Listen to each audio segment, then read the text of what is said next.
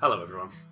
It's been a while since I've uploaded any gaming clips, mostly due to my life getting in the way, but I wanted to do my part to help spread the word regarding the sorry state of Team Fortress 2 at the moment.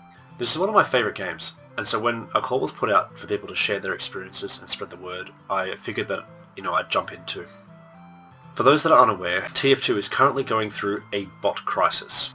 I say currently, but really this has been the case for about 4 or 5 years. It's just over the last 6 to 8 months, it's become especially bad. It used to just be a matter of a server here and there that would have like one team filled with bots. You could just vote kick a couple of them to get rid of them, or requeue, find another server. But pretty much now, every aspect of casual mode is just completely infested. Basically, as of right now, in June 2024, the game is completely unplayable. I've personally not played Team Fortress in months just because of this issue, because every time that I queue up, I just can't get a game without bots. So tonight I decided to log in and just see how bad it was. The footage that you're watching right now is just the raw, unedited capture that I made tonight at 5th of June 2024, around 9:30 PM in Australia. So you might be thinking, you've heard this story before. That's because about 2 years ago there was a Save TF2 movement, which reached, I believe, number 1 trending on Twitter. But all we got to show for it was a tweet from Valve basically saying, yeah, we hear you, but that's about it. Nothing's changed in over 2 years. So why speak up again? Why rile up the community if nothing's changed? Well, I think one of the main reasons is that there's a belief that the past campaign was a bit open-ended. Between the TF2 community, YouTubers, people on Twitter, mainstream media, the message about the botting kind of got diluted as people used the movement to just sort of highlight other issues with the game, other gripes, not directly related to the botting crisis. No, don't get me wrong, there's definitely other things that need to be fixed with the game. We're still waiting for the overhaul from the heavy weapons guy, for example. That was supposed to come after the Jungle Inferno update in 2016. But all these other things at the moment just pale in comparison to the bot crisis. I can't remember which TF2 YouTuber mentioned it. I've watched a lot of TF2 YouTube videos over the past couple of days, but there's something in the magnitude of thousands, maybe tens of thousands of individual bots running for one reason or another. They aren't just a disorganized bunch of high school kids having a laugh, aimbotting and just having, a bit of fun. No, I'm pretty sure they're organised. They're running up, multiple virtual machines, each with their own copy of Steam and TF2. And the other thing to remember is the aimbots are just the tip of the iceberg. They're the visible botters, right? They're the ones that are using the tools just to wreak havoc in casual games. But there's other types of bots too. TF2 has an item drop system that basically ties the time you spent in game, you earn free items. Well, people set up entire bot farms with the sole purpose of idling within the game just to collect the free item drops. So with all that said, what can be done to fix it? Honestly, from a community standpoint, there's not a whole lot we can do. First, I'd like to discourage anyone wanting to go vigilante deep into the botting communities. Some community members have already done those sort of investigations and uncovered a lot of info, but in return they were doxed and swatted. It's just really not worth risking your life, literally, for a video game.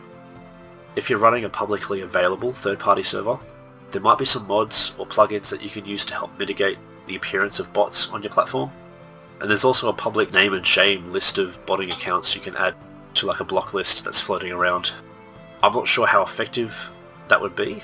My understanding is that the bots change their names and IP addresses frequently now.